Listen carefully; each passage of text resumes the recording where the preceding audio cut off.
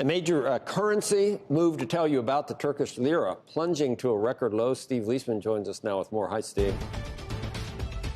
Hey, Joe, yeah, we have some charts that you don't see that often. Turkey providing the world a lesson this morning of what happens when a central bank loses its independence. Take a look here. The Turkish lira crashing this morning against major currencies after Turkish President Erdogan applied pressure on the central bank to cut rates, and the central bank, of course, complied several days ago. It now takes, what is it now, 12 point something. That's going down. Now I'm looking at it the other way. 12.7 Turkish lira to buy a dollar. As recently as September, it was around 8 and change. Now, this one you don't see often either. The central bank has cut rates by 400 basis points or 4 percentage points since September, while inflation has risen from 8% to nearly 20%. They don't usually go their separate ways on policy rates and inflation. The largest move in the lira since the previous central bank chairman was dismissed back in March, and it comes after Erdogan called for lower rates. He said in an interview overnight, "I reject policies that will contract our country, weaken it, condemn our people to unemployment, hunger, and poverty."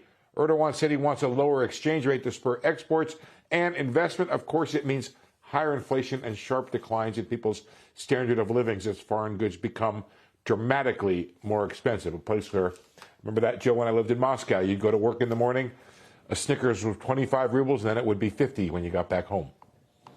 It's like gobbledygook coming from him about, it's like, yeah, everybody's gonna keep their jobs. We're all gonna keep working. We're not gonna have an economic contraction. But you work for a week and you can't buy anything. It doesn't make any sense. It doesn't make sense.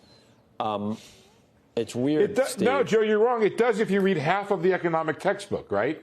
You can cut your currency value, but you won't get any investment because people won't come in and invest, and you will make things cheaper there, but you're going to really hurt people's standard of living. He's got half of it right. The other half, though, is much more disastrous. There have been arguments that some of the southern European countries should have kept their currency to be able to devalue them instead of having basically Germany's currency, having the euro, which is so strong. So Turkey, which is in the EU, has the opportunity to go ahead and devalue their currency. We'll see whether that's the right. I don't think it is, but we'll talk more about it. It gets a little bit weird to talk about all these things, Steve. But keep an eye on that. Thanks.